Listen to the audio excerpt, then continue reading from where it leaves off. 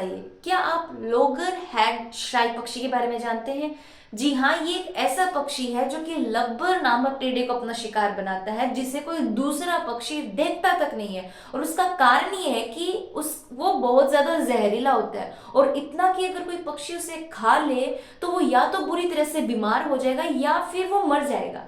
इसलिए कोई दूसरा पक्षी उसे खाने की हिम्मत नहीं करता। लेकिन श्राइक एक ऐसी चिड़िया है जो इस टिड्डे को अपना शिकार, जो उस टिड्डे का शिकार करती है। वो क्या करती है, मरे हुए टिड्डे को पेट की टहनी पर सुखाती है। जब वो पूरी तरह से सूख जाता है तो उसके जहर का प्रभाव काफी हद तक कम हो जाता है, और बाद में वो बड़े मजे के साथ उसके टेस्ट का आनंद उठाती है और उसे बड़े मजे के साथ खाती है।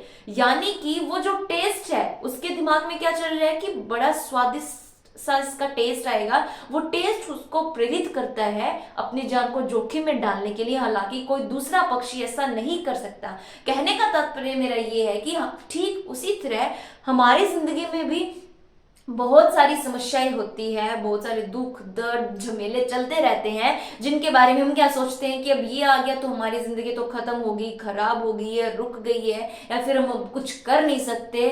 लेकिन हमें उसकी वजह अगर ये सोचे कि ये जब हम इन समस्याओं का सामना कर लेंगे, इनसे निपटारा कर लेंगे, इन सिचुएशन से जब हम बाहर आ जाएंगे, लड़ना सीख जाएंगे, तो हमारी जिंदगी कितनी खूबसूरत होगी, कितनी खुशियां उसके अंदर होगी, कितना आनंद होगा, हमारी एक पहचान होगी और बहुत कुछ बदल जाएगा। अगर उस बदलाव को अगर हम महसूस कर ले तो हम उन समस्याओं से आसानी से लड़ सकते हैं। कहीं ना कहीं हमें काफी हद तक मदद मिलेगी। और उदाहरण के लिए अगर मैं बताऊं तो एक माँ का सबसे बड़ा उदाहरण होगा, क्योंकि एक जो माँ होती है वो 9 महीने तक बच्चे को अपनी कोख में पालती है, और जितना दर्द वो सहन करती है ना, आप सब जानते होंगे कि उतना दर्द इस धरती पर कोई भी सहन नहीं करता। एक माँ जितना दर्द सहन करती है, 200 हड्डियां एक साथ टूट जाने का जो दर्द होता है, उतना दर्द एक माँ सहन करती है। क्यों कर पाती है? क्योंकि उसे पता है जब 9 महीने बाद वो बच्चा जन्म लेगा तो वो उसे अपनी गोद में खिलाएगी।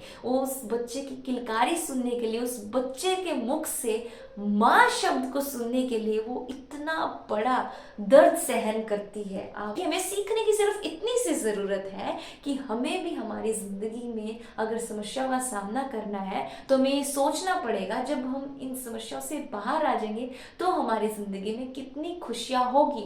यानी कि श्राइक चिड़िया हमें प्रेरित करती है कि कैसे वो अपने टेस्ट को अपनी मोटिवेशन मान के अपनी जान को जोखिम में डालती है, रिस्क उठाती है।